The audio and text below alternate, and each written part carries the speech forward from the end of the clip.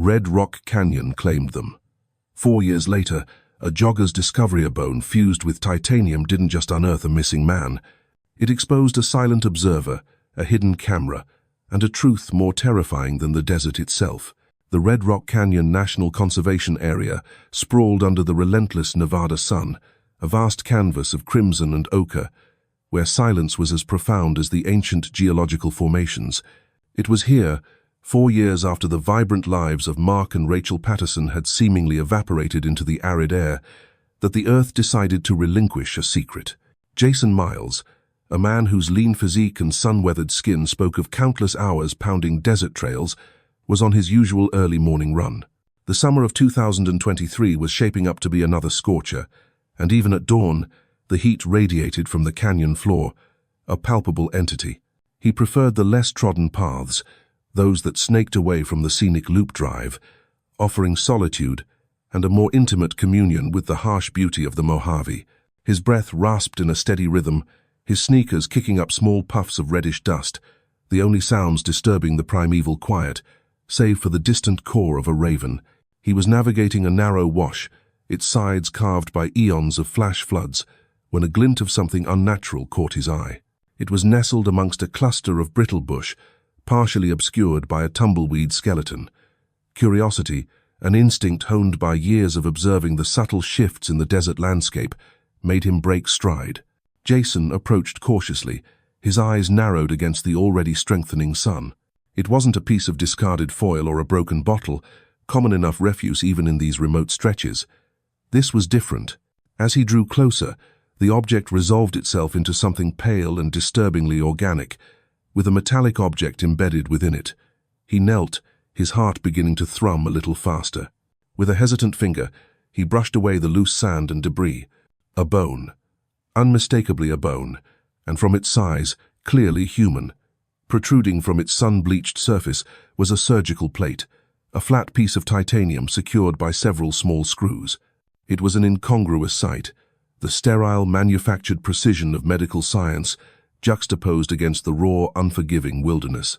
A wave of nausea, cold and unwelcome, washed over Jason despite the ambient heat. He'd stumbled upon more than just a relic. He'd found a story, a tragedy. His mind, usually occupied with pace and distance, now raced with grim possibilities. He knew of the stories, the cautionary tales of hikers who ventured too deep, who underestimated the desert's brutal power.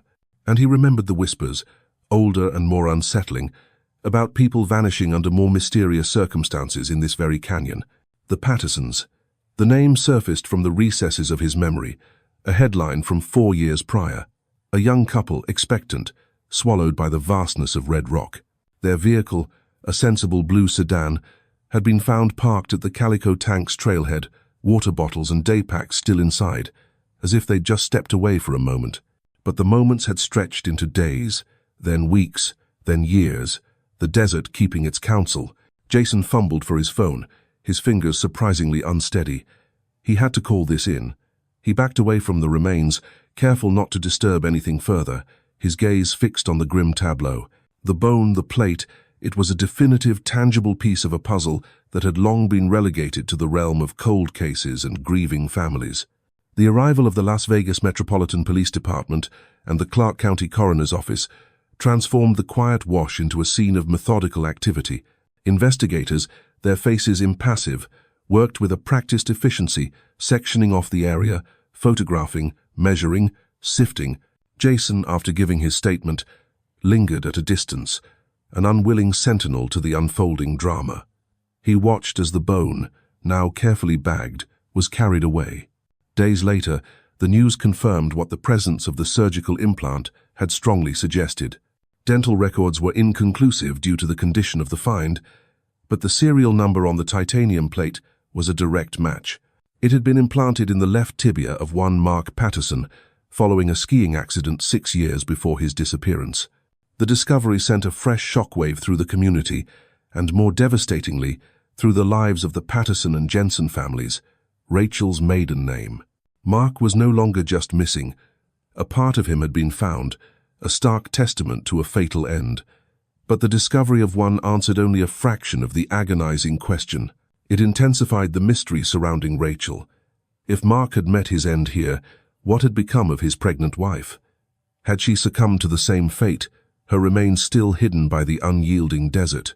Or had something else, something more sinister, transpired in the silent, watchful expanse of Red Rock Canyon? The single bone, and its man-made attachment, had cracked open a 4-year-old wound, and the questions bled out anew, more urgent and desperate than ever. The desert had offered a clue, but the full story remained buried, perhaps with Rachel herself. Mark Patterson had always been the anchor, the steady hand. Growing up in the close-knit community of Provo, Utah, he was known for his quiet determination and a kindness that radiated genuine warmth. He wasn't a man of grand pronouncements, but his actions spoke volumes. An engineer by profession, he possessed a mind that thrived on logic and order, yet he harbored a deep appreciation for the untamed beauty of the natural world. It was this love for the outdoors that had first drawn him to Rachel Jensen. Rachel was his vibrant counterpoint. Where Mark was contemplative, Rachel was effusive, her laughter quick and infectious.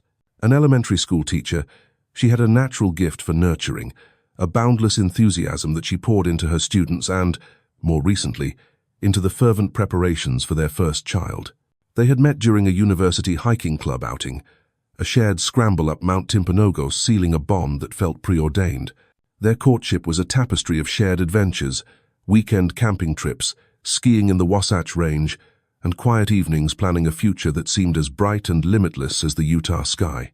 The news of Rachel's pregnancy, confirmed just 3 months before their ill-fated trip to Red Rock Canyon in October 2019, had been the joyous culmination of their dreams. They'd already begun converting a spare room in their modest suburban home into a nursery, painting the walls a soft, gender-neutral yellow. Mark was meticulously researching car seat safety ratings, while Rachel was knitting a tiny blue beanie, a hopeful guess, though they decided to wait to find out the baby's sex. They were a picture of expectant joy, their lives brimming with anticipation. The Pattersons and Jensens, two families soon to be interwoven by a new generation, celebrated with them, envisioning a future filled with christenings, first steps, and school plays. The trip to Red Rock Canyon was meant to be a final baby moon, a chance for Mark and Rachel to connect with nature and each other before their world joyfully tilted on its axis with the arrival of their child. They were experienced hikers, though perhaps more accustomed to the alpine trails of Utah than the deceptive starkness of the Mojave. They'd researched trails, packed water, and told their families they'd be back by Sunday evening. Mark had even meticulously checked the forecast, warm, but not excessively so for that time of year. When Sunday evening bled into Monday morning with no word, a knot of unease began to tighten in the chests of their parents. Calls to their cell phones went straight to voicemail. By Monday afternoon, the official search was initiated. The sight of their locked blue sedan at the Calico Tanks trailhead, a popular but rugged area, offered a starting point but no comfort. Inside the car, everything appeared normal. A half-eaten bag of trail mix, a guidebook for Red Rock, Rachel's prenatal vitamins on the passenger seat. It was as if they'd simply stepped out for their planned hike and would return at any moment. The initial search was extensive. Search and rescue teams, K9 units, and helicopters scoured the labyrinthine canyons and craggy peaks. Volunteers, friends, and family members, their faces etched with anxiety, combed the trails, calling out their names until their voices were hoarse. The desert, however, remained stubbornly silent, offering no clues, no trace of the vibrant young couple. Each sunset brought a fresh wave of despair. The official narrative quickly began to form.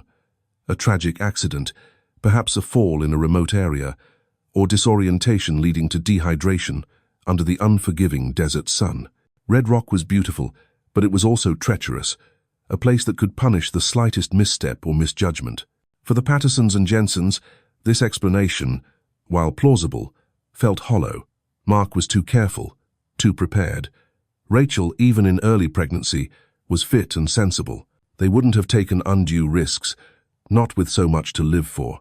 As days turned into weeks and the official search scaled back, a gnawing suspicion began to take root in their hearts, a feeling that the desert's indifference might be cloaking something more sinister than a simple accident. They remembered Rachel mentioning, in passing, an odd feeling of being watched on a previous, less remote hike, an anecdote dismissed at the time but now replaying with chilling clarity in their minds. What was lost was immeasurable. It wasn't just the bright futures of Mark and Rachel, individuals on the cusp of realizing their dreams. It was the stolen laughter of a child who would never be born, the empty chairs at family gatherings, the silence in a nursery that would never hear a lullaby. It was the unique spark they each brought to the world, Mark's quiet ingenuity, Rachel's infectious joy. Their community mourned with the families, their school held a tearful vigil, and Mark's colleagues established a scholarship in his name. But these gestures, while heartfelt, could not fill the void. The discovery of Mark's tibia 4 years later ripped the fragile scabs off old wounds, plunging both families back into the sharpest throes of grief. But alongside the pain, a new, desperate urgency arose. Mark was found. Now, they had to find Rachel. The confirmation of Mark's death, grim as it was, also subtly shifted the narrative away from a shared, accidental demise. If they had perished together from exposure or a fall, it was statistically more likely their remains would be found in closer proximity, or that evidence of their shared struggle would have been more apparent. The solitary bone, marked by human intervention in the form of the surgical plate, felt less like the end of a tragic accident and more like a single, cryptic clue in a far darker, unfinished story. The silence of the canyon had been broken by that one small bone, and now the echoes demanded answers for Rachel. In the immediate aftermath of Mark and Rachel Patterson's disappearance in October 2019, the official response had all the hallmarks of a committed effort. The Las Vegas Metropolitan Police Department, LVMPD, and Clark County Search and Rescue deployed significant resources. Helicopters chopped the air above the rust-colored peaks of Calico tanks, their searchlights cutting through the twilight. K-9 units, their handlers grim-faced, worked tirelessly along the labyrinthine trails, their barks echoing in the vast, indifferent canyons. Daily press briefings were held, maps unfurled, and reassurances offered that no stone would be left unturned. Yet, as the days bled into a week, and then two, a subtle but discernible shift occurred. The language used by officials began to change. The initial urgency softened, replaced by a more somber, resigned tone. Harsh terrain, unforgiving conditions, and the dangers of the desert became recurring phrases. The narrative, unspoken but heavily implied, began to coalesce around the most straightforward explanation: a tragic hiking accident. Perhaps they'd strayed off trail, succumbed to a fall, or become disoriented and overcome by dehydration, despite the relatively moderate October temperatures that year. The desert, after all, had a long history of claiming those who underestimated its perils. For the Patterson and Jensen families, huddled together in a generic Las Vegas hotel room, this creeping narrative was a source of profound anguish and frustration. Mark was an engineer, meticulous and prepared. Rachel, even in the early stages of pregnancy, was fit and level-headed. They were not novices. They had researched the hike. The idea that they would simply wander off to their doom felt incongruous with everything they knew about their children. Mr. Patterson, Mark's father, a retired civil engineer himself, had repeatedly tried to impress upon the lead detective, a Detective Reynolds, his son's methodical nature. Mark wouldn't have taken a foolish risk. Not with Rachel and the baby, he'd insisted, his voice raspy with sleeplessness and anxiety. He had a GPS, extra water, a first aid kit. He plans things. This wasn't a casual stroll. Rachel's mother, Carol Jensen, voiced her own unsettling memory. Rachel mentioned something a few weeks before, about a hike they did, closer to home. She said she felt watched. She laughed it off, said it was probably just another hiker, but it stuck with me. Did you look into whether there were any reports of unusual individuals in this area? Any other incidents? Detective Reynolds, a man whose weary eyes suggested he'd seen too many such tragedies, listened patiently, but offered little beyond sympathetic nods and assurances that all possibilities were being considered. However, the focus of the active search remained firmly on recovery from an accident. The questions about Mark's preparedness were met with explanations of how even experienced hikers could make fatal errors. Carol Jensen's concerns about a possible third party were gently steered towards the statistical improbability of foul play in such a remote, public area, especially with no immediate signs of a struggle at their vehicle. The media, initially frenzied, began to lose interest as no new leads emerged. The Pattersons became another sad story, a cautionary tale for aspiring desert adventurers. Their faces, smiling hopefully from newsprint and television screens, gradually faded, replaced by the next crisis, the next tragedy. The vastness of Red Rock Canyon, which had seemed so alive with searchers, reverted to its ancient, brooding silence. Behind the scenes, the families felt a growing sense of being managed rather than assisted. Their requests for more extensive interviews with other hikers who might have been in the Calico Tanks area on that specific weekend seemed to yield little. Their inquiries about checking for any known off-grid encampments or individuals with a history of troubling behavior in the park's periphery were met with vague commitments that never seemed to translate into concrete action. The system, it appeared, was designed to handle the probable, and the probable in this case was deemed an accident. Once that conclusion was implicitly reached, the resources and impetus for deeper, more unconventional lines of inquiry dwindled. There were, in fact, whispers among some park regulars and online forums about a reclusive figure, occasionally sighted on the fringes of the conservation area, someone who kept to himself, but whose rare appearances sometimes unnerved hikers. These were mostly anecdotal, never rising to the level of a formal complaint or a credible threat in the eyes of law enforcement, easily dismissed as local lore or exaggerated encounters.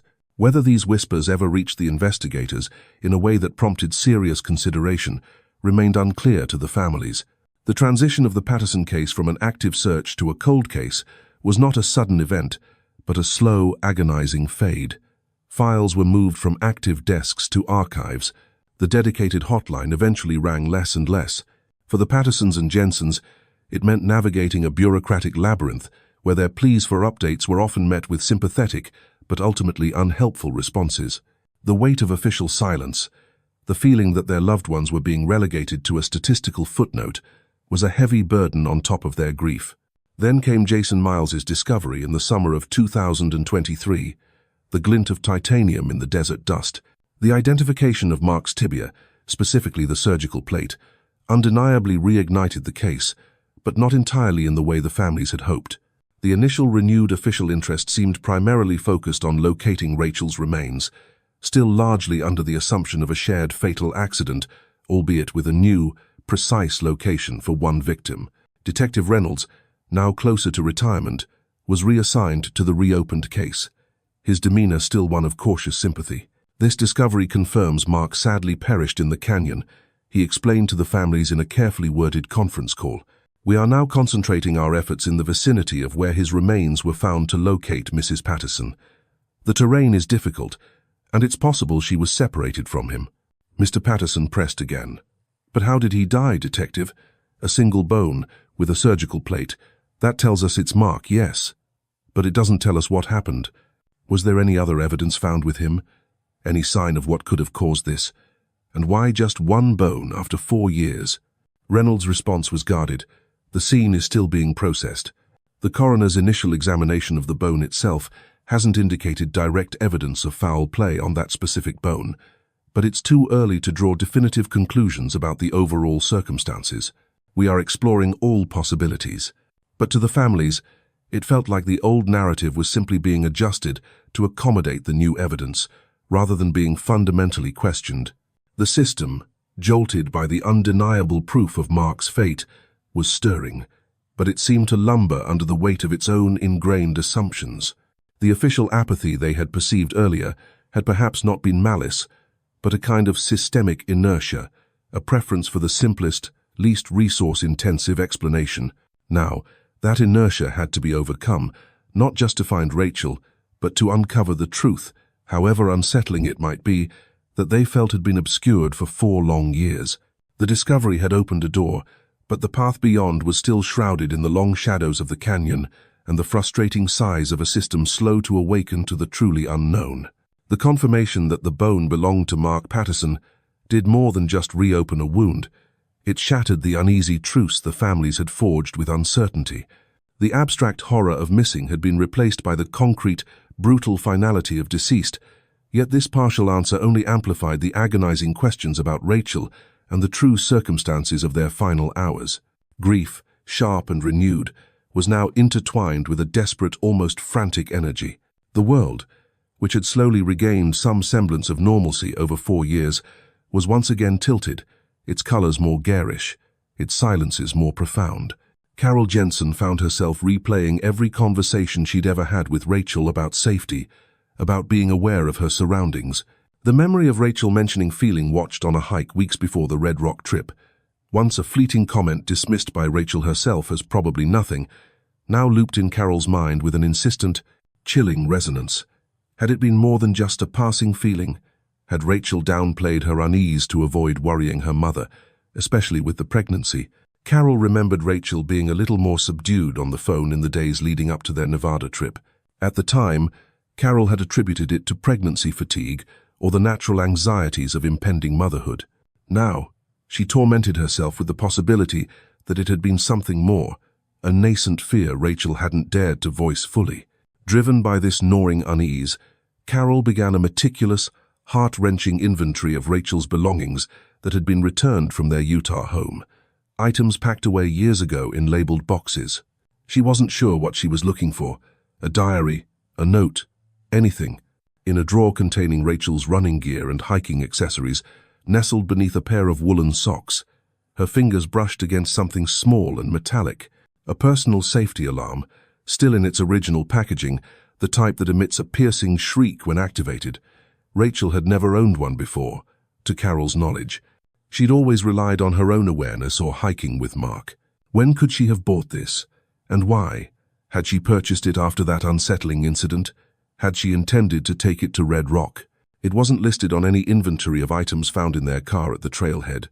This tiny, unopened device screamed louder to Carol than any official report. Meanwhile, Arthur Patterson, Mark's father, found himself unable to rest. His engineer's mind, which had once found solace in order and predictability, now wrestled with a chaotic swirl of grief and suspicion. The official line, that Mark, his careful, methodical son, had simply blundered into a fatal accident, had always felt like an ill-fitting shoe. Now, with the discovery of the tibia so far from any marked trail and, crucially, in a condition that offered no immediate clues about the cause of death beyond the fact of it, Arthur felt a renewed conviction that the initial investigation had been flawed by its own narrow assumptions. He retrieved Mark's old hiking backpack from the attic, the one he'd used for years before upgrading shortly before his marriage to Rachel. He and Mark had shared many trails, and Arthur knew his son's habits. Mark was a meticulous planner. He didn't just consult maps, he studied them. He often made his own annotations, noting water sources, tricky ascents, or potential bailout routes.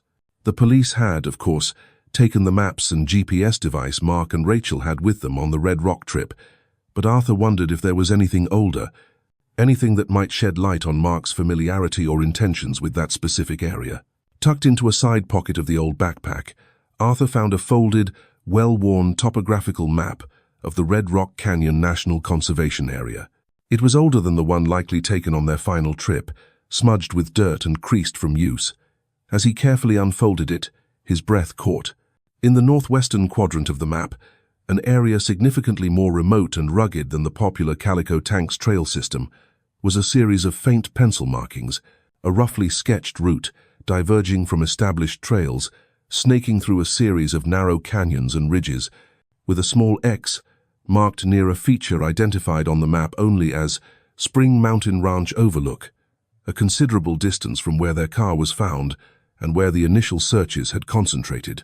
Beside the X, almost illegibly small, was a handwritten note. Possible petroglyph site? Ask R about local lore. RE could have been Rachel, or perhaps someone else Mark had consulted. Arthur's heart hammered against his ribs. This wasn't Calico Tanks. This was something else entirely. Had Mark been contemplating a more ambitious off-trail exploration? If so, why had their car been parked at Calico Tanks? Had they changed their plans? Or had they undertaken this more perilous route first, and something had gone terribly wrong, leading them, or Mark at least, to somehow end up where his bone was discovered, miles away from this area too? The location where Jason Miles found the tibia wasn't near this marked X either. It introduced yet another layer of geographic confusion. He remembered Mark mentioning an interest in Native American rock art shortly before the trip. It had been a casual comment, part of a broader conversation about the history of the regions they liked to explore. It hadn't seemed significant then. Now, coupled with the map, it felt like a potential key. When Arthur and Carol shared their findings, the unopened personal alarm and the annotated map, with Detective Reynolds, his reaction was one of polite, almost weary skepticism. "Mr. Patterson, Mrs. Jensen," he began, his tone measured, "I understand you're looking for answers, for anything that might explain this tragedy. A personal alarm. Many people buy them and never use them. And this map," he gestured towards the photocopy Arthur had provided, "it's old. Mark was an experienced hiker. He might have sketched out dozens of hypothetical routes over the years. Their car was at Calico Tanks. That's our most solid piece of evidence regarding their intended starting point that day."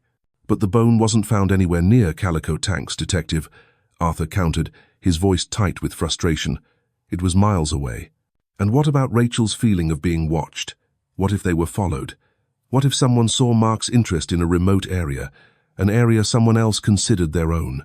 Reynolds sighed, a sound that seemed to carry the weight of countless unsolved cases and grieving families. "We don't have any evidence of another party being involved, Mr. Patterson. While the location of the tibia is anomalous, it doesn't automatically point to foul play. People get lost. They get separated. The desert can do strange things to one's sense of direction, especially if injured or disoriented." The detective's reluctance to deviate from the established narrative was a palpable barrier. To the families, the alarm and the map were not just disparate items. They were pieces of a puzzle that pointed away from a simple accident. They suggested a level of premeditation, perhaps a specific risky goal on Mark's part, and a growing, unspoken fear on Rachel's Rixens, end of the 1614. These memories and rediscovered objects didn't solve the mystery, but they fractured the official version of events, revealing troubling inconsistencies. They hinted at a different story, one where Mark and Rachel weren't just passive victims of the indifferent desert, but potentially actors in a drama whose script had been overlooked, a drama that might have involved another, unseen character lurking in the periphery, just beyond the official sightline. The truth was still obscured, but its edges were becoming sharper, more menacing.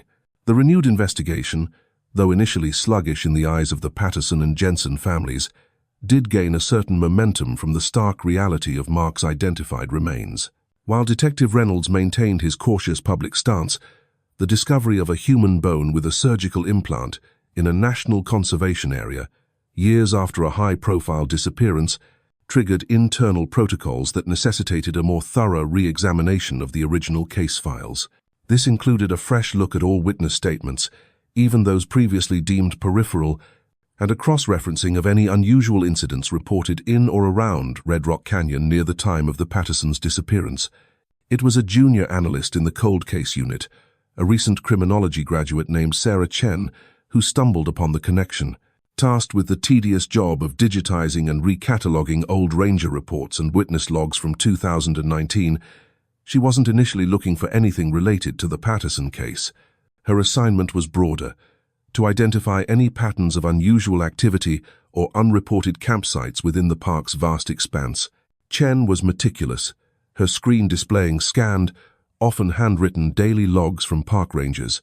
One entry from late September 2019, about 3 weeks before Mark and Rachel vanished, caught her attention.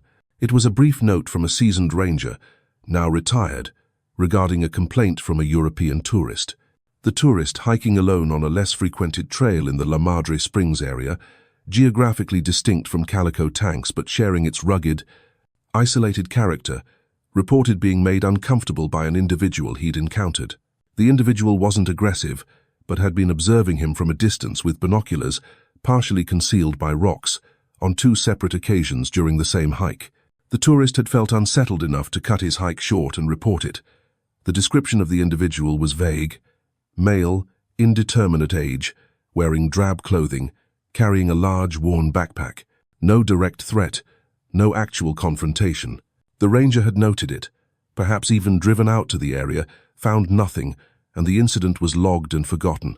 Alone, this report meant little, but Chen, using newer data analysis tools, cross-referenced it with other minor, seemingly unrelated incidents. There was another note, a month earlier, from a different ranger, about finding a crudely constructed, unoccupied shelter, more of a lean-to, in a remote box canyon several miles north of where Mark's bone was eventually found. It had been dismantled as per park policy. Then, an internal LVMPD email from early October 2019, which Chen unearthed from a deep archive search, mentioned a stalled inquiry.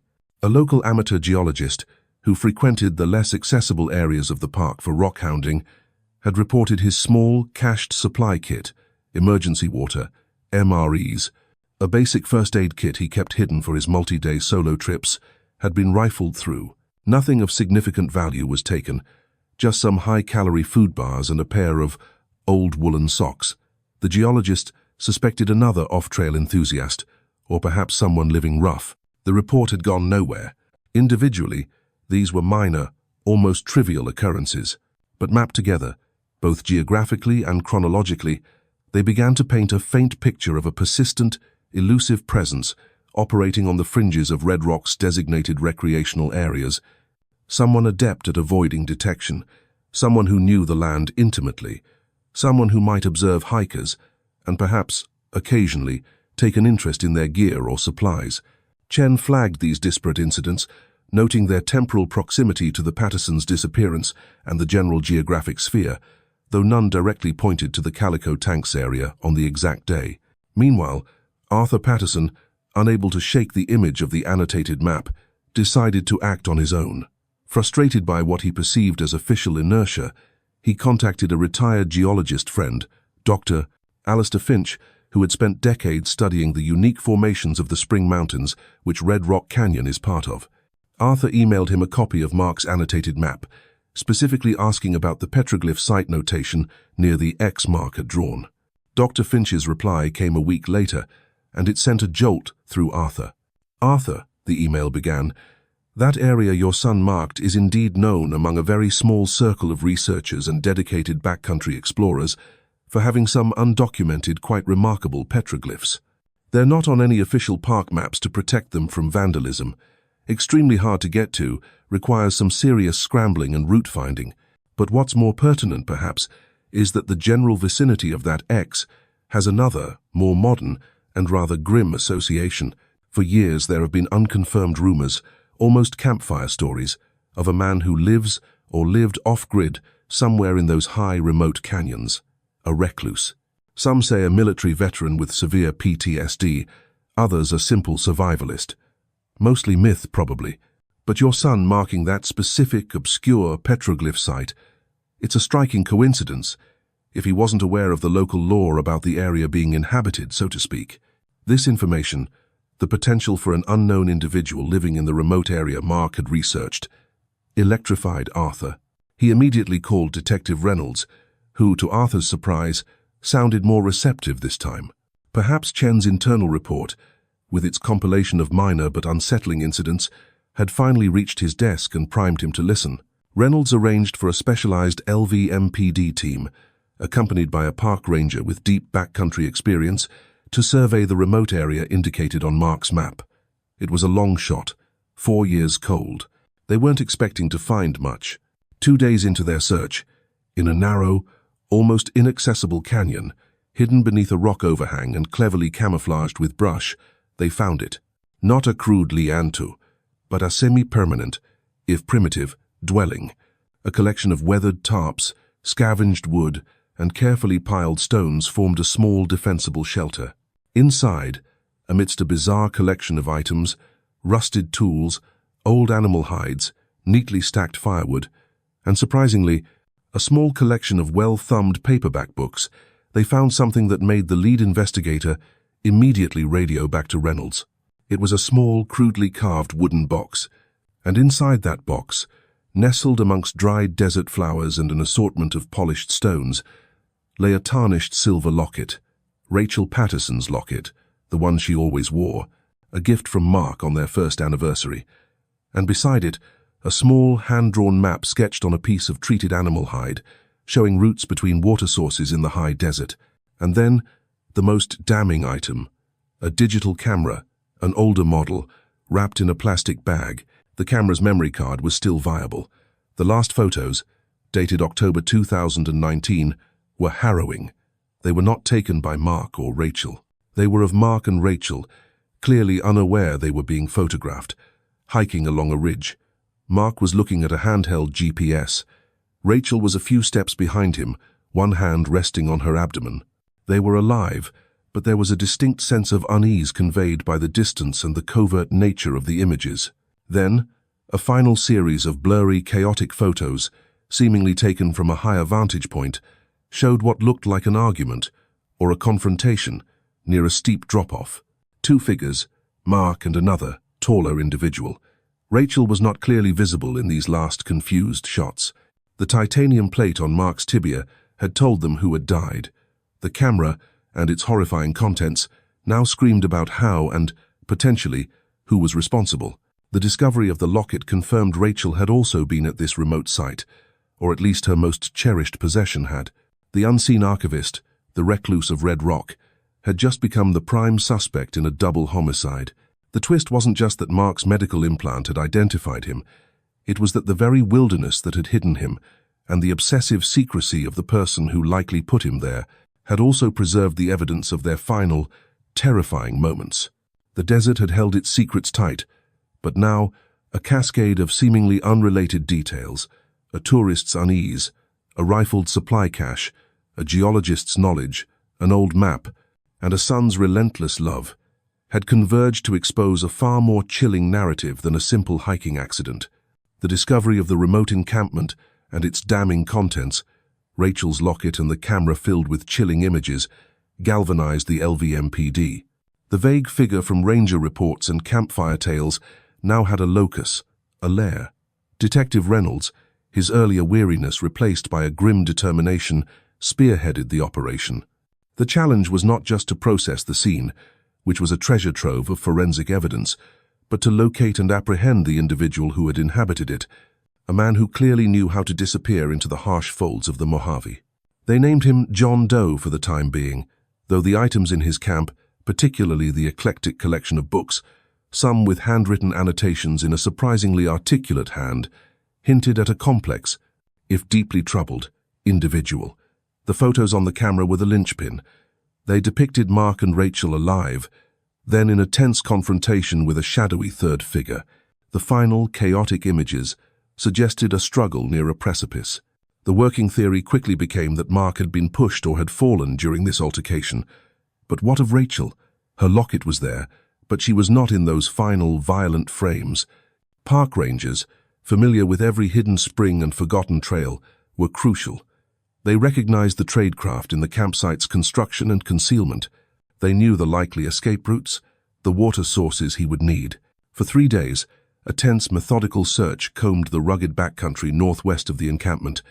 The suspect, they theorized, would either go deeper into the Spring Mountains or attempt to slip out through the less patrolled northern edges of the conservation area.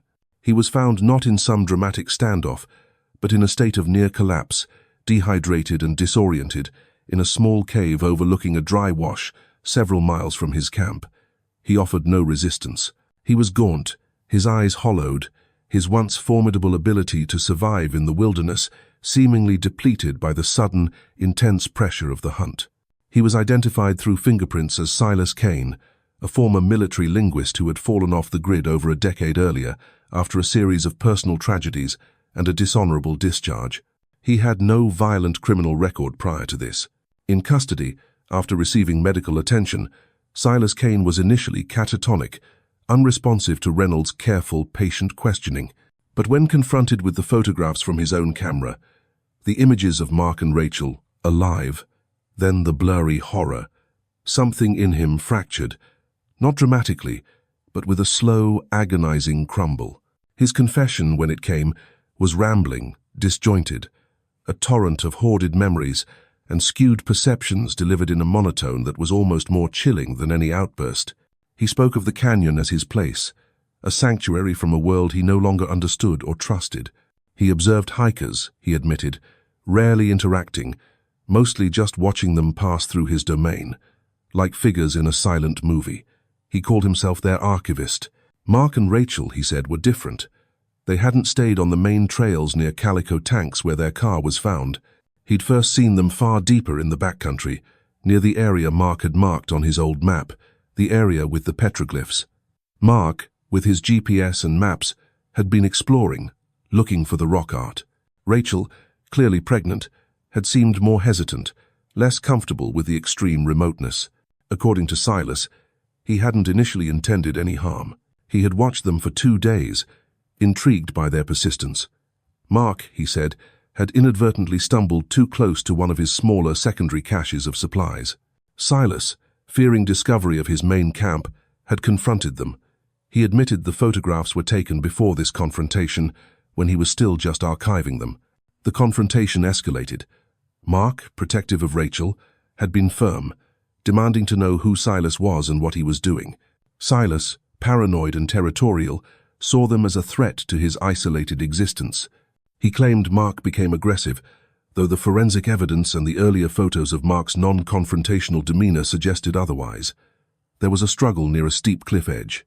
Silas maintained Mark slipped during the scuffle, a claim contradicted by evidence of blunt force trauma found on Mark's skull when more of his remains were later located near the initial bone discovery site, a location Silas eventually, reluctantly, pointed out. It appeared Silas had moved the majority of Mark's body from the cliff fall site to this other, less obvious location, perhaps in a misguided attempt to further conceal his crime. The surgical plate on Mark's tibia was an unforeseen complication for Silas. He wouldn't have known its significance. The most agonizing question remained, what happened to Rachel? Silas Kane's confession here became even more fractured, his gaze turning inward to some private horror. He said that after Mark fell, Rachel had collapsed, hysterical and terrified. He hadn't known what to do. He claimed he'd tried to give her water, to calm her. He insisted he didn't hurt her. But in her terror and grief, and with the onset of premature labor apparently triggered by the trauma, Rachel had died. He didn't specify how, or if he had hastened it, but the implication was that she had succumbed to a combination of shock, grief, and medical crisis in that desolate place, alone with the man who had just caused her husband's death. Her locket, he said, he'd taken as a memento after burying her. He eventually led investigators to a shallow, unmarked grave, heartbreakingly distant from both his camp and where Mark's remains were found. The desert had held her secret too, until her killer, stripped of his sanctuary, finally yielded it. The trial of Silas Kane was a somber affair. His defense attorney argued diminished responsibility due to years of isolation and untreated PTSD. The prosecution, armed with the photos, the locket, the strategically moved remains, and Kane's own disjointed but ultimately damning admissions, painted a picture of a territorial recluse whose paranoia had escalated to murder. He was found guilty of second-degree murder for Mark Patterson and manslaughter for Rachel Patterson, the latter charge reflecting the ambiguity surrounding the exact cause and timing of her death in his confession. He was sentenced to consecutive terms that would ensure he would never again see the canyons he had claimed as his own. For the Patterson and Jensen families, the verdict brought a measure of legal closure, but not peace. The truth, when it was finally laid bare, was a senseless tragedy born of one man's profound detachment from humanity.